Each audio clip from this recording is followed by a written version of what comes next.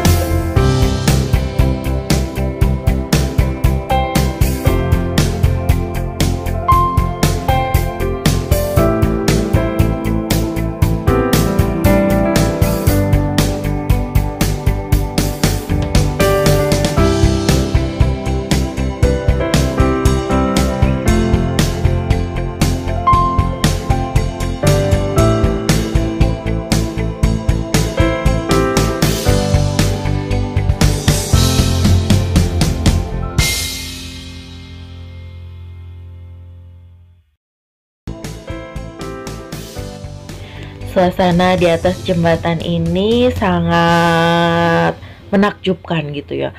Langitnya itu terasa dekat gitu, berwarna biru. Terus karena cuacanya juga lagi bagus, jadi kita bisa melihat suasana di sekitar jembatan ini dengan sangat jelas.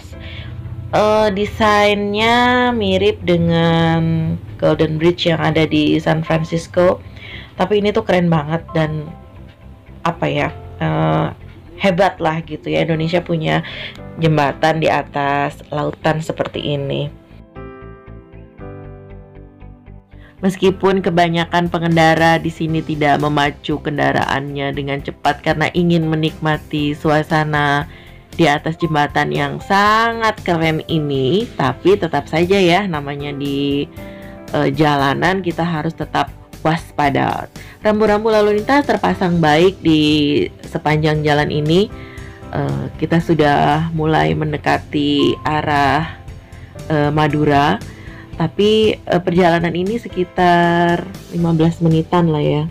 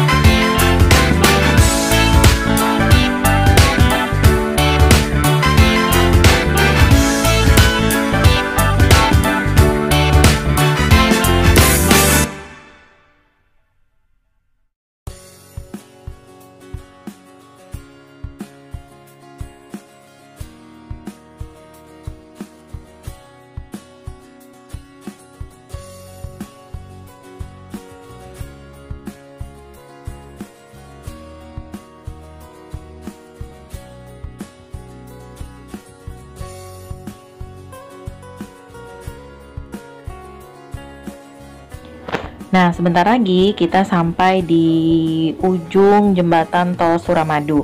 Itu artinya kita sudah sampai di Pulau Madura. Sekarang kita ada di Kota Bangkalan, Madura. Ini adalah suasana jalanan di Kota Bangkalan. Di depan sana ada gerbang selamat datang di Kota Bangkalan, Madura. Nah, kalau kamu lapar di daerah sini, di kanan kiri jalan itu ada beberapa resto. Kalau tadi pas di tikungan mau masuk jalan ini, selepas dari jembatan tol Suramadu, kamu bisa mampir di sebelah kiri jalan itu ada bebek ayam songkem. Nah, mungkin itu masakan khas Madura ya. Mungkin kamu bisa coba kalau misalnya lapar. Nah, inilah suasana Kota Bangkalan. Sebenarnya perjalanan kita kali ini kita nggak punya destinasi yang pasti. Kita mau menyusuri saja sesuai dengan plan sampai di mana kita nanti. Makanya tetap stay tune, ikutin perjalanan kita di Kota Bangkalan. Nah, di kiri tadi juga ada plang rumah makan. Jadi kalau misalnya kamu melintasi jalan ini, kamu tidak perlu khawatir kalau ingin memadamkan rasa lapar. Di sini banyak pilihan. Lalu kalau yang khas di Madura itu selain bebeknya, pastinya juga ada batik. Nah, ada batik khas Madura. Tapi kebetulan kami nggak mampir di toko batik, jadi tidak bisa mereview tentang batik. Kita teruskan terus. Mungkin kita akan menuju alun-alun Kota Bangkalan ya. Seperti apa sih alun-alun Kota Bangkalan?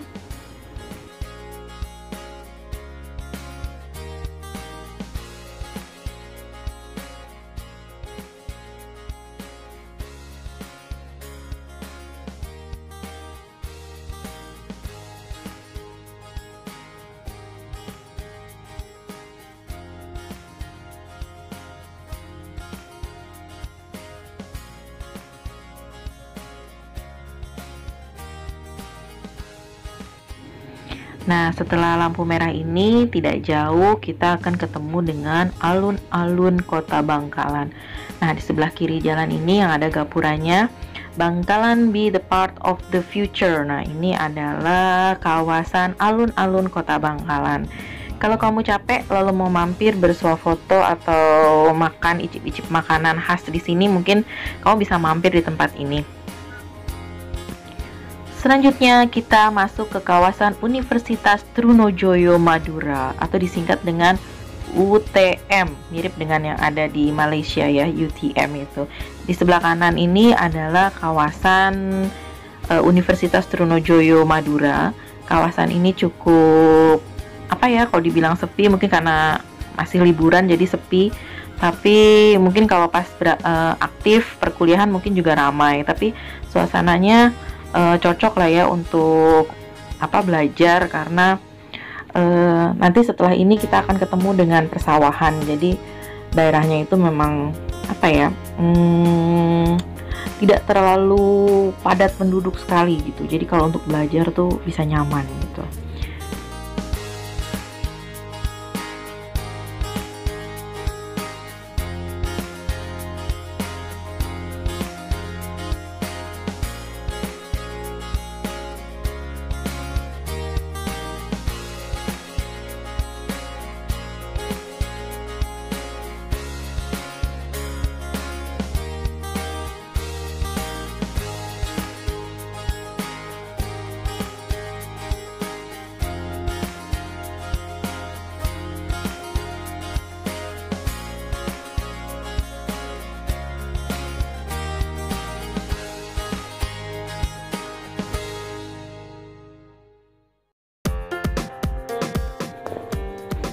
Nah, ini masih ada di kawasan Universitas Trunojoyo Madura. Kalau yang tadi adalah gerbang depannya, ini adalah di kawasan di sekitarnya. Kita nggak masuk karena hari libur, jadi tutup. Sangat luas ya kawasan UTM ini. Luas dan cukup representatif untuk belajar, bahkan bisa dibilang sangat representatif lah ya kalau untuk kuliah karena lokasinya yang tidak terlalu ramai dan padat penduduk banget gitu. Nah, itu ada fasilitas kampus panjang tebing bisa terlihat dari jalanan. Nah, gerbang depannya sebentar lagi kita akan ketemu dengan gerbang depannya. Nah, ini adalah gerbang depannya Universitas Trunojoyo Madura.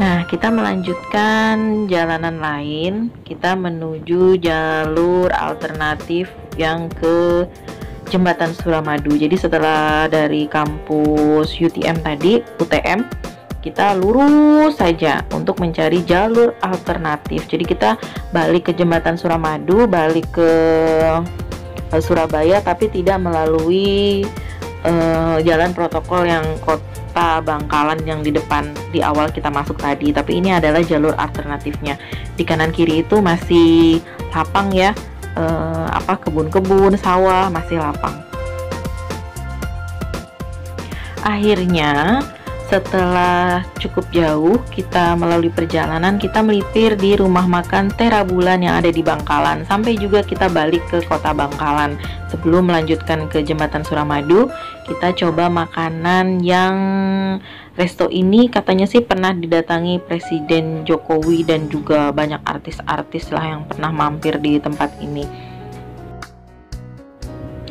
Ini tidak hanya resto, tapi juga ada gedung pertemuan, ada oleh-oleh khas Madura dari batik, lalu souvenir-souvenir gitu ya, dengan harganya yang terjangkau. Souvenir-souvenirnya bisa didapat dengan harga 15-20 ribu gitu ya, kayak dompet-dompet ini.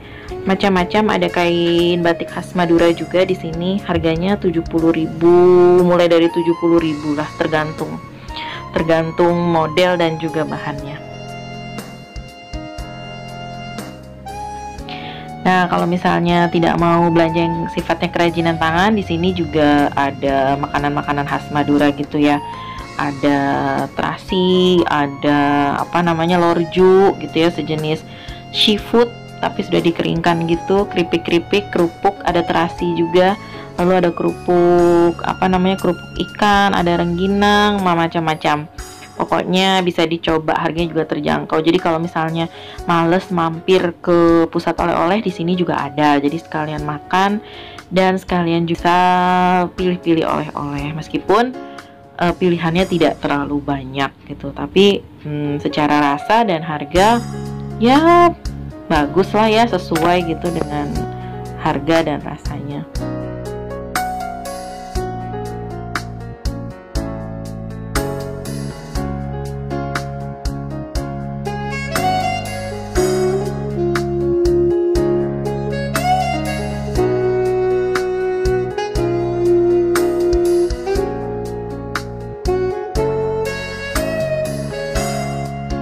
Tempat ini tuh cukup cozy untuk beristirahat, tidak hanya mengenyangkan perut tapi juga untuk beli cendera mata. Lokasinya juga sangat strategis di pinggir jalan.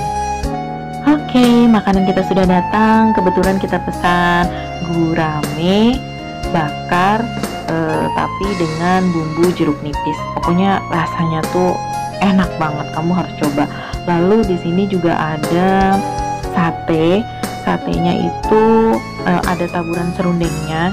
Kita mikir karena ada di Madura jadi satenya satu Madura, ternyata ini tuh satenya ada modifikasi gitu, jadi nggak bumbu kacang banget gitu, tapi rasanya pokoknya enak. Oke, perjalanan kita selesai dari Terabulan, saatnya kembali lagi ke kota Surabaya. Sebelum kita memasuki jembatan Suramadu dari Madura, di sisi kiri jalan itu kamu bisa mendapatkan banyak sekali spot-spot oleh-oleh dengan harga yang miring, tapi kami tidak coba, jadi tidak berani mereview. Nah, ini kami sudah masuk lagi ke jembatan tol Suramadu arah Surabaya. Suasananya masih cerah, panas. Memang daerah ini khas gitu ya, daerah pesisir gitu, jadi memang agak panas dan panasnya lumayan menyengat ini. Tapi kalau nggak begini nggak bisa menikmati indahnya suasana siang di atas jembatan tol Suramadu.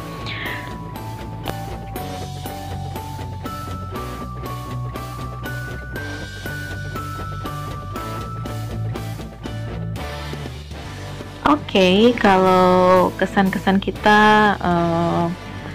melipir sebentar di kawasan Kota Bangkalan yang terbersih adalah kalau dulu Kota Bangkalan atau Madura itu terkesan jauh gitu ya, dan apa ya namanya belum cukup berkembang gitu kabarnya. Tapi ternyata pas kita ke sana ternyata daerah itu sudah berkembang, dan juga kalau misalnya cari spot-spot wisata juga ada, tapi kebetulan kami tidak mampir karena kami hanya ingin menikmati suasana perjalanan dan juga ingin tahu sisi lain dari Kota Bangkalan. Kami tuh berpikir kalau dulu Bangkalan itu pasti ada sawah-sawah yang masih masih cukup terhampar gitu ya. Ternyata ya masih ada sawahnya, tetapi memang sudah banyak bangunan-bangunan khas perkotaan gitu ya di sana. Lalu kalau dari Universitas Trunojoyo kami cari jalur lain menuju Kota Bangkalan yang lewat jalur alternatif. Di sana ada sisi lain dari Kota Bangkalan, yaitu masih adanya kebun-kebun, masih ada sawah-sawah yang masih terawat gitu ya.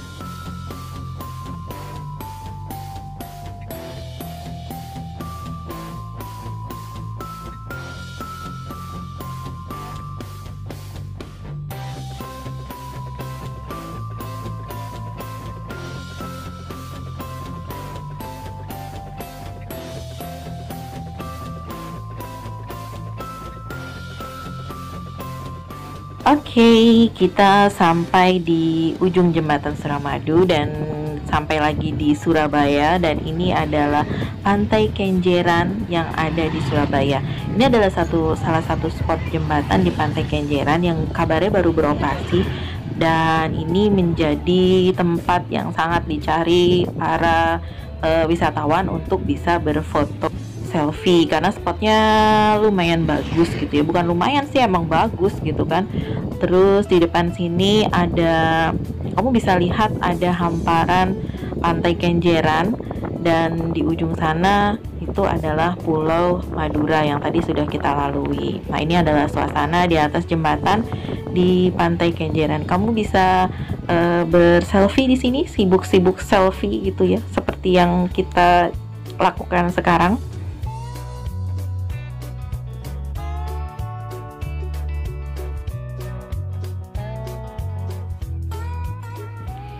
Nah, memang sih kesannya kita tuh norak gitu ya, foto di atas jembatan. Tapi memang suasana ini nggak bisa ditolak, karena kalau misalnya sudah ada di sini, kayak kalau tidak mengabadikan satu momen gitu ya untuk berselfie ria, kayaknya tuh sayang gitu.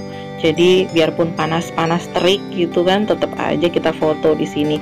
Dan memang karena cuacanya bagus dan juga lokasinya bagus, nggak kalah sama di luar negeri gitu, hasil fotonya pun sangat memuaskan.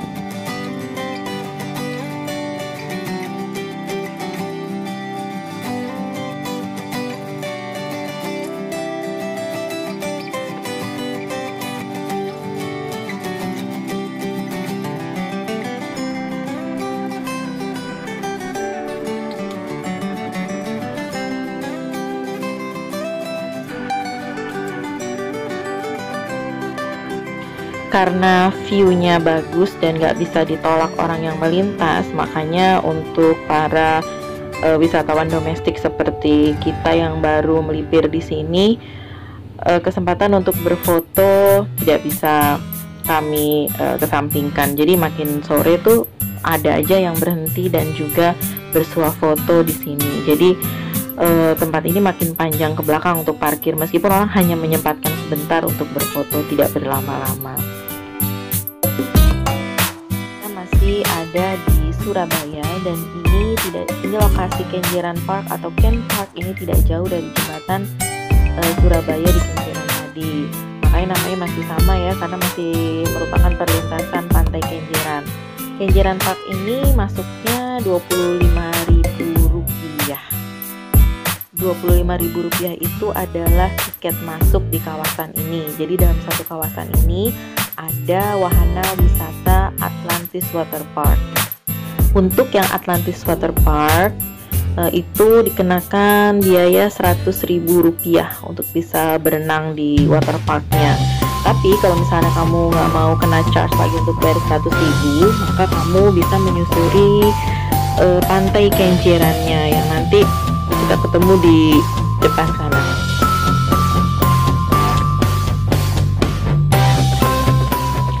Oke, kita belok kiri dari pintu gerbang yang besar tadi. Di kiri jalan ini ada Atlantis Water Park. Jadi kalau misalnya mau berenang, kamu bisa mampir di sini. Ya, ala waterboom gitu ya. Nah, ini kita memasuki kawasan Pantai Kenjeran. Untuk kawasan pantai ini ada tarif untuk biaya parkir lagi di dalamnya. Selain biaya yang Rp25.000 tadi, ada biaya parkir di dalamnya. Karena ada tiket parkir yang harus kita ambil dan nanti mungkin ada hitungan per jam yang harus kita bayar.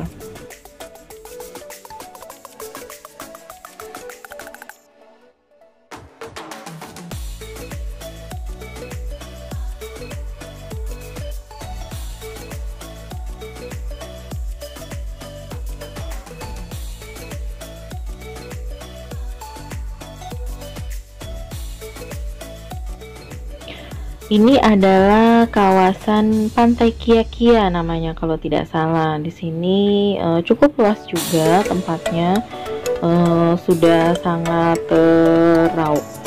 terpelihara.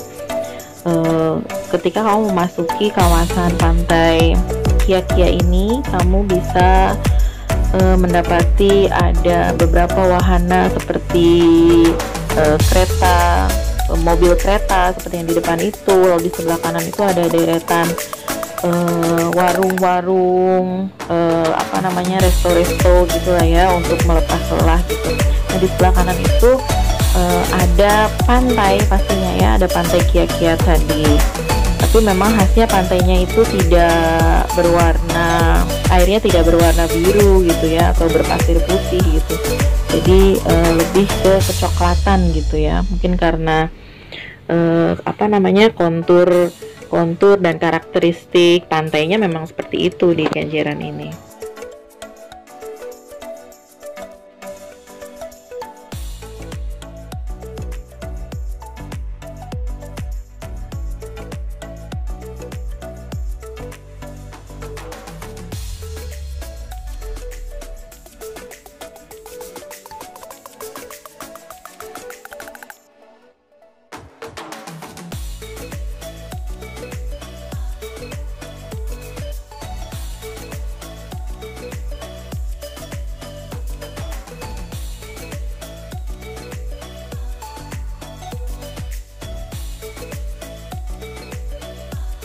Ini masih ada di kawasan Kenjeran Park Surabaya. Kantong-kantong parkirnya banyak di sini disediakan, dan juga ada vihara yang masih aktif untuk beribadah, tetapi juga banyak orang-orang yang mencari spot-spot foto di sana.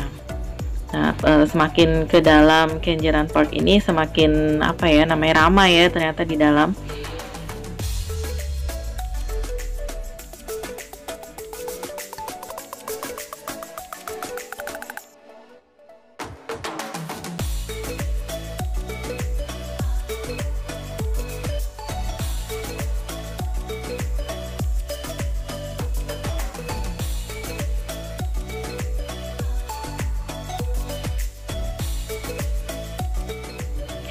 Ini adalah ujung Kenjeran Park. Sama masih ada rumah-rumah makan gitu ya, spot-spot untuk duduk dan makan di sini. Tapi sayangnya karena udaranya cukup panas gitu ya, jadi mungkin kamu harus sedia sunblock, atau mungkin bisa mencari tempat yang adem gitu ya untuk bisa melepas lelah. Dan di dalam situ pastinya banyak spot-spot yang cukup nyaman untuk beristirahat.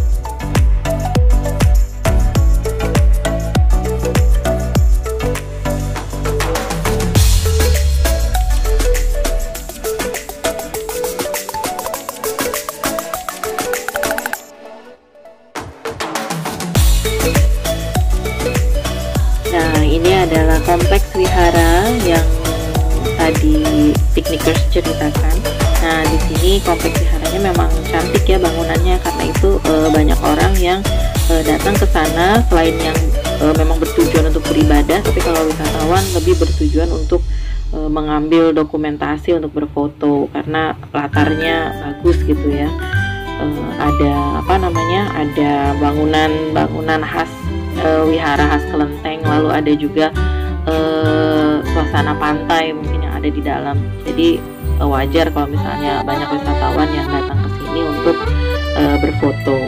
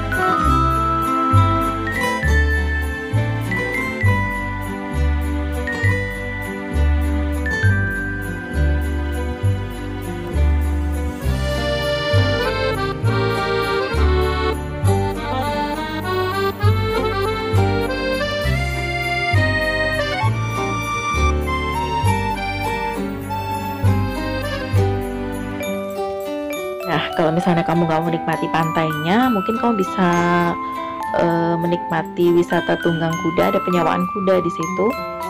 Tapi saya tidak tahu berapa tarifnya karena tidak mencoba. Nah, di depan sini ada Atlantis Land atau Waterboom, kolam renang yang tematik. Nah, temanya di sini sepertinya mirip dengan kisah-kisah Atlantis gitu ya, dunia Atlantis atau dunia yang hilang, penuh dengan kastil-kastil gitu ya, bagus.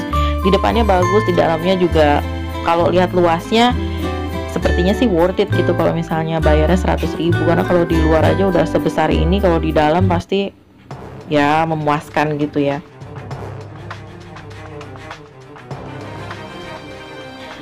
Kita lanjut, ini adalah suasana di kawasan kota Surabaya. Pastinya sangat cantik ya, tidak hanya ada gedung-gedung tua yang yang indah, yang merupakan cagar budaya dan peninggalan zaman dahulu yang sangat kolonial gitu ya. Tapi juga berpadu dengan bangunan-bangunan modern gitu yang menjadi pelengkap yang indah gitu untuk menikmati kawasan kota Surabaya. Ini masih ada di jantung kota Surabaya. Bangunan-bangunan tinggi pencakar langit ada di sini, berdiri megah gitu ya. Baik yang modern maupun yang yang heritage juga ada di sini dan dipelihara dengan sangat baik. Kotanya sangat bersih.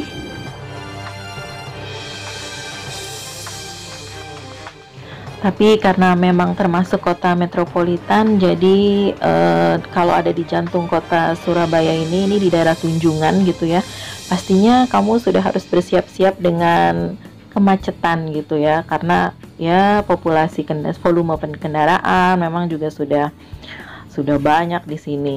Jadi ya mau tidak mau harus bersabar untuk bermacet-macet ria, dan jangan lupa harus selalu taat lalu lintas.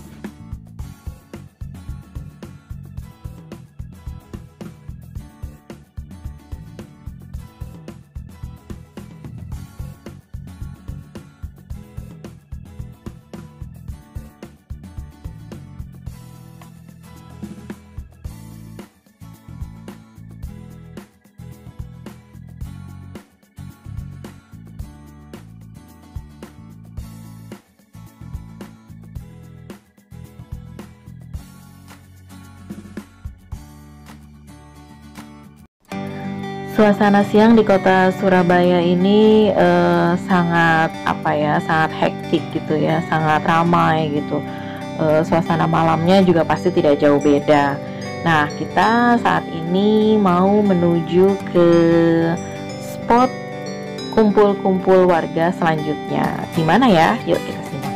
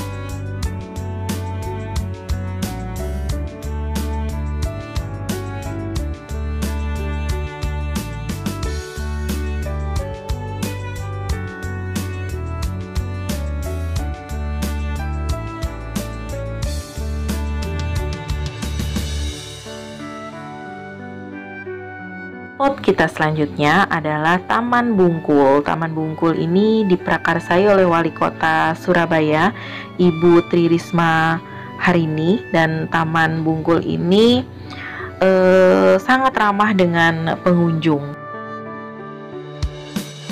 Kenapa ramah? Ayo, karena tempat ini tidak hanya hijau, tetapi juga ada toilet yang bersih, pastinya disediakan toilet yang bersih, disediakan tempat sampah yang representatif, lalu ada tempat-tempat untuk beristirahat yang cukup representatif.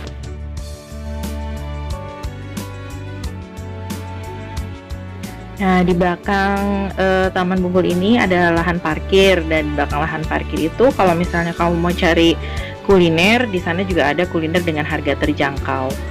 Nah, ini suasana yang ada di sekitar sini. Banyak kegiatan warga yang bisa dilakukan di sini, dari nongkrong aja, ngobrol-ngobrol sama keluarga, atau juga bisa berolahraga, bisa berdiskusi, bisa macam-macam lah ya. Yang pasti positif harusnya. Oke, sampai di sini dulu jalan-jalan kita kali ini. Nah, kalau misalnya kamu mampir ke tempat ini, kamu bisa bermain, berolahraga, atau hanya sekedar nongkrong saja. Terima kasih sudah nonton video kami. Sampai jumpa di video kami berikutnya. Dan jangan lupa kamu subscribe, like, dan komen. Thank you for watching. Bye-bye.